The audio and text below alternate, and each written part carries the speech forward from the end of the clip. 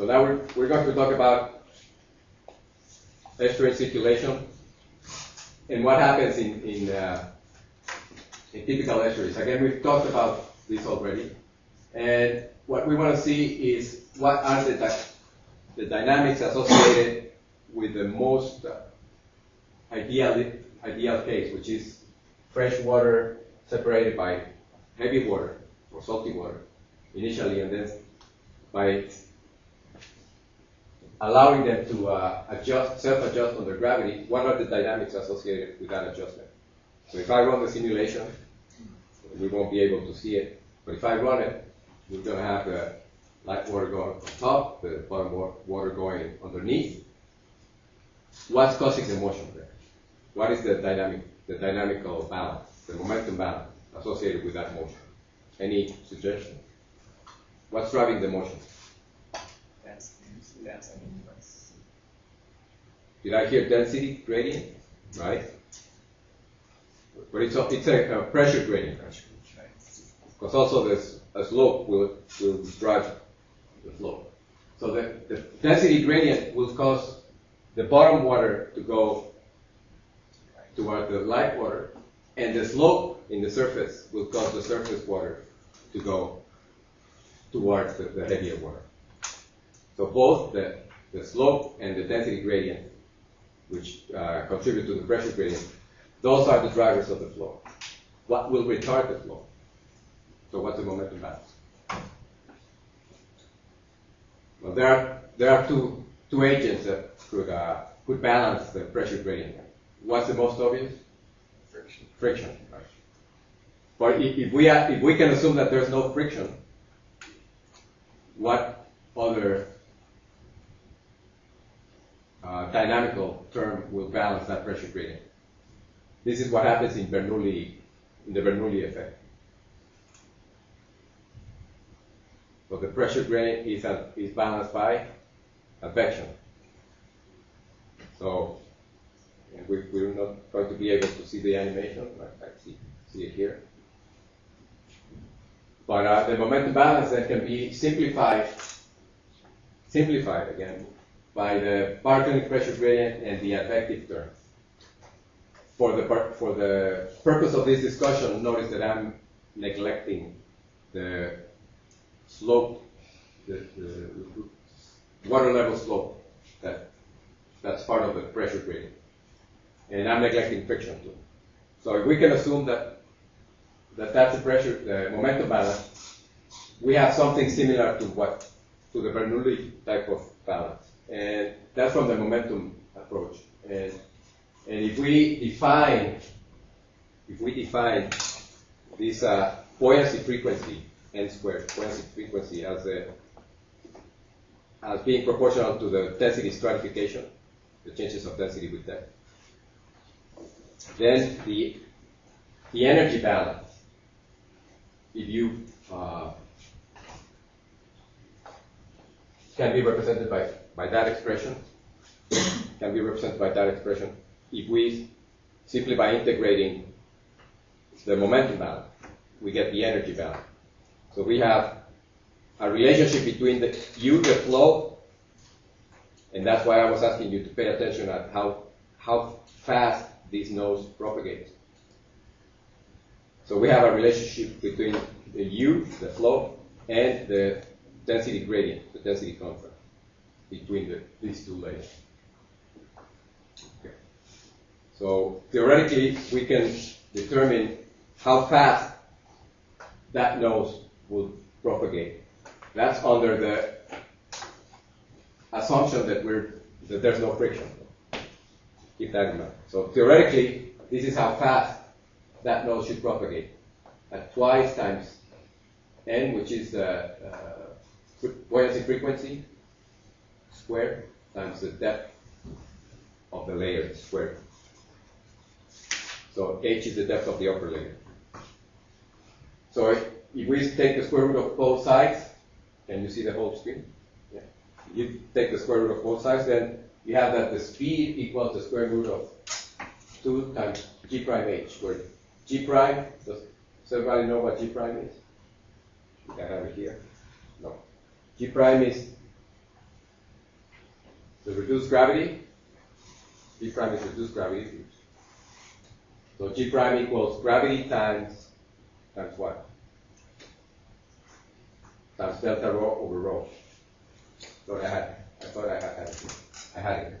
G prime equals gravity times delta rho, where delta rho is the density contrast between the two water types, divided by rho, a reference density. So that's a reduced gravity. Notice here we get, for the first time, this expression, the square root of G prime H. So this should become part of your morning saying. When you get up every morning, you should say square root of GH or square root of G prime H. Because a lot of motions, a lot of phenomena can be described with that simple expression. It's the speed of the long wave, right? Remember the long waves? You've taken classes on waves. So what's the speed of the long wave? Square root of GH, right? It's the same for an internal wave. This would be an internal wave. For a long internal wave, instead of being gravity, it's a reduced gravity. And it's reduced because it's we're multiplying gravity times delta rho over rho. So we're reducing gravity by an order of magnitude of around 10 to the minus 3. Okay, so let's see how well we can represent the speed at which this front propagates in this virtual tank according to the theoretical representation there. As discussed initially, even though you weren't able to see this clearly, but you can trust me, the observed velocity of the nose in the experiment, that front propagated 30 kilometers in 20 hours. Remember I mentioned that at the beginning, 30 kilometers in 20 hours. So that's a speed of 0.4 meters per second. So that was the actual speed of the nose of the gravity current in the numerical experiment. Remember, the numerical experiment had all the terms in the dynamics. So it also had friction. So theoretically, that should propagate as the square root of twice G prime H. Oh, there it is. G prime, I know I had it. Right? G prime is gravity times density of the upper layer minus density of the lower layer divided by reference density.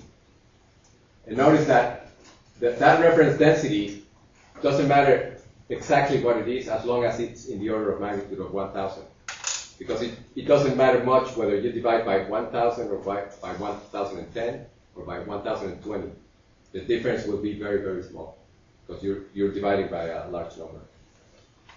So we take here, for the sake of argument, 1,000 kilograms per cubic meter as the reference density. And we know from the numerical experiment that the difference in density between the upper and lower layer is 4. Gravity has a value of 9.8, so approximately 10.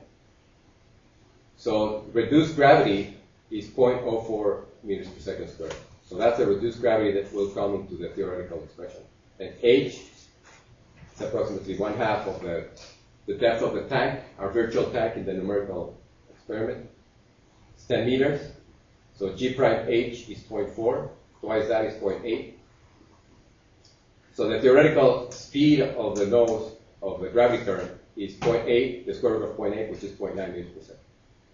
The observed was actually 0.4 meters per second. As you guessed already in the beginning, friction is slowing down this theoretical value. So when friction slows down the speed of long internal wave below that critical values, in this case the critical value would be 0.9 meters per second for that G prime and that H. Then the flow is subcritical when it can't reach to that critical value. So the flow is subcritical with respect to the internal gravity current.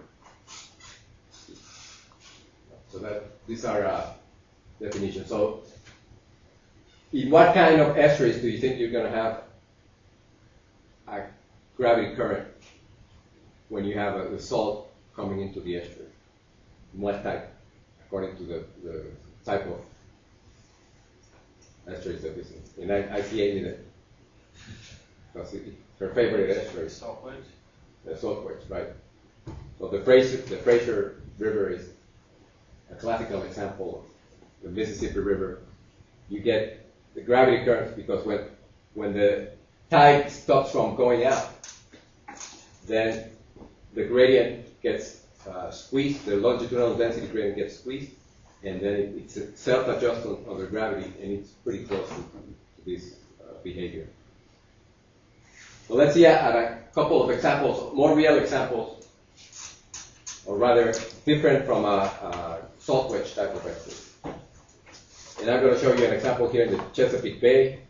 There's this tributary, the James River. So this, at the transition between the James River and the Chesapeake Bay, that's called Hampton Roads. And we have that smiley face that shows the location of a time series that I'm going to show you. During one tidal cycle, we have profiles of flow, profiles of density anomaly. So which of these two do you think is the density and which is the flow?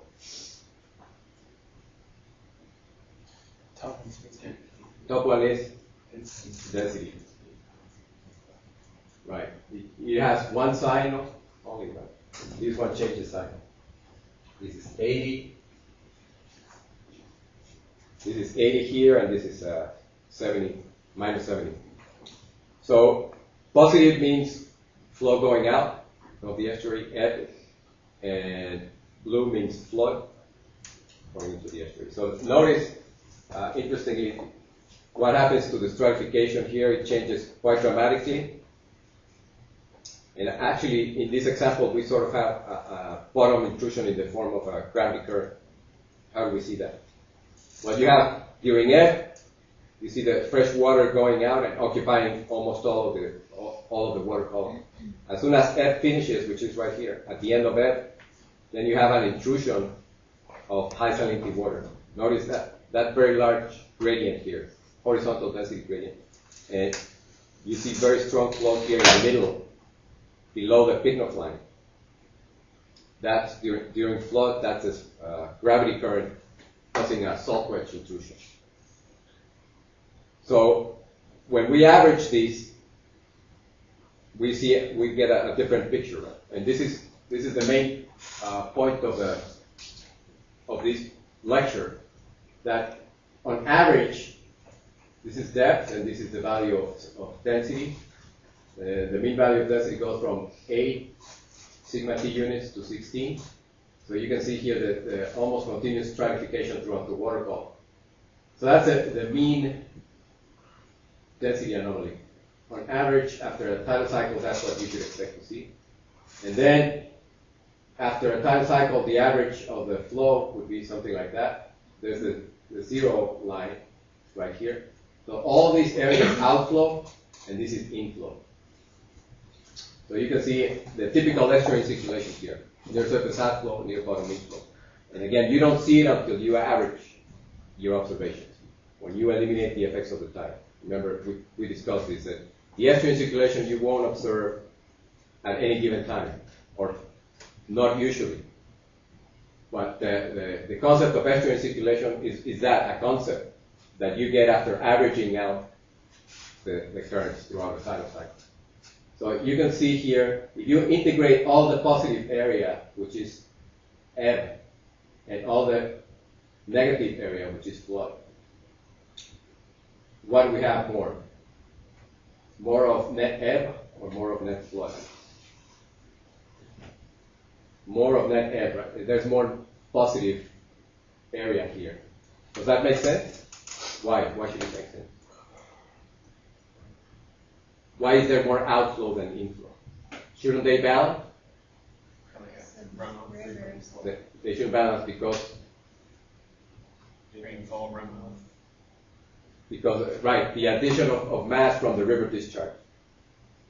So if we subtract this area from that, the remaining should be equivalent to the river discharge. Do we agree on that? So keep that in mind. This is the concept of estuarine circulation right here. And again, it's a concept. You won't observe it. When you go out on the field, you won't see the flow doing this unless you're near slack waters in a strongly stratified system. But typically you won't see this on the field. So it's again, I want you to keep that in mind, that the estuarine circulation concept is an average concept. A concept that requires averaging over the tidal cycle. Another example, going now to this part of the world. Does anybody recognize that part of the world? South America. Yes, South America. And this is Chile in Argentina. And I'm showing you this area here, the inland sea, which is analogous to the inland sea in British Columbia. See, it looks familiar, Amy? So I'm showing you a time series at this point. So if we blow this up, this is the area with bathymetry. It goes down to 200 meters here, up to 50 meters here, and then down to 200 meters. So we have a constriction here and a shoaling of the bathymetry.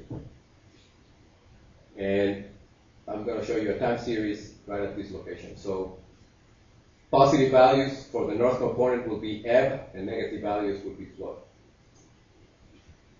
So here's an entire time series of 90 days or so, 100 days. In the upper panel, you see the entire series, and so you see the alternation between red and blue and red and blue and red and blue. So that's very well-defined tidal cycle. And if we blow up this area here, just this area, we can see the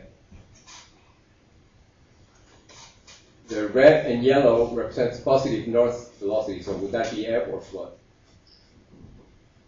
The bottom is right here and the surface is here. We're moving in time. So the surface is up here, the bottom is. So positive, we said, is ebb, so that's going out of the estuary. The blue is coming into the estuary. Notice that the blue doesn't reach the surface. Why is that? Why do you think that the flood can't reach the surface? The current, the pressure gradient. Right, the pressure gradient. It's the flood is fighting the river outflow. It's fighting against the river outflow. So you have the inflow preferentially coming in at depth. And you can clearly see that this is neap tide, this period is of neap tide, and then as we get closer to spring tides, the flood intrudes further up in the water column.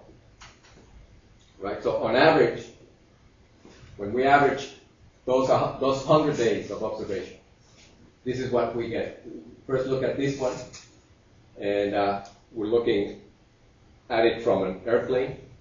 So there's at the surface we have this is the net outflow and this net inflow. So we have surface outflow, bottom inflow, but rotating in a very interesting fashion. I'm not going to discuss that because we'll learn about why it rotates like that. But represented in a three-dimensional view, you have surface outflow like that and the bottom inflow like that. And then if you subtract a constant value from these vectors, then you get the surface outflow and this bottom inflow represented in three-dimensional way like that. So again, this is the typical estuarine circulation that is an average after several tidal cycles or after many tidal cycles. And the last example of the day comes from further in. We go back to the Chesapeake Bay, and again the James River, further into the James River. And now we have how many tidal cycles here represented? These are the two components of the flow. How many tidal cycles?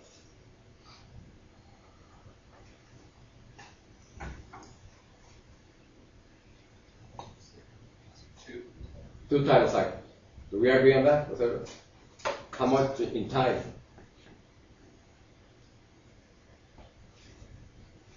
We have one full day, right?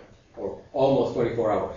Almost one full day. So we have 2 periods of eastward flow and 2 periods of westward flow. And if we go back, eastward flow represents ebb and westward flow represents flood. That's the north component also, but let's just look at the east component. And again, you can see that during flood, the greatest flood occurs here, near the bottom instead of at the surface. So in estuaries where you have strong stratification or some stratification, you're going to have the strongest inflow, the strongest flood underneath the surface. If there's no stratification, then the strongest flood will appear all the way up the surface. So when we average, well, there's the density, the salinity and density. The salinity showing during ebb, low salinity, and this is flood. You can see the high salinity almost throughout the entire period. So the ebb and flood is better distinguished from the surface salinity. So the two periods of ebb. But the end of ebb is where the lowest salinity occurs, right here and right here. But anyway, we'll discuss that also later on in the course. When you do the average here, what you get is something interesting. Is the average after the first tidal cycle is mostly going out throughout the water column. Then the average after only the second tidal cycle, you have some surface outflow and mostly bottom inflow. So quite a big change from one tidal cycle to the next in terms of the mean. Right? So we don't see the typical estuarine circulation here, neither in the first tidal cycle nor in the second tidal cycle. If you do the average of the two tidal cycles, you get a net outflow throughout the water column. So if that happens, if you have net outflow throughout the water column there, what does that mean? Does it mean that there's no inflow, no net inflow? It means that it will get in somewhere else across the estuary. Maybe we were not in the deepest part of the estuary, which was the case. The highest salinity will come in through the deepest part of the estuary. So this is something important also to keep in mind, that you won't observe the estuarine circulation always. Sometimes you won't see it because the intrusion of high salinity water will happen somewhere else in the cross section. So the best thing is to do cross section. That's why we do cross section. And the mean density profile doesn't show anything new, just increasing density with depth, and you can see the changes of density from one tidal cycle to the other. So that's also another message, another important message, that what you observe in one tidal cycle is not necessarily what happens the next tidal cycle or any other. So when you sample a full tidal cycle, even though you're out there for 12 hours or 24 hours, you're just getting a very small sample of the whole variability. Right, so keep that in mind. All right, so any questions? All right, so if not, we'll stop right there, and remember next time we meet is not next week, but the following week. Use next week to do your homework number 1. And don't forget to send your email message to me telling me in what field trip you want to participate. It's okay if you want to participate in both.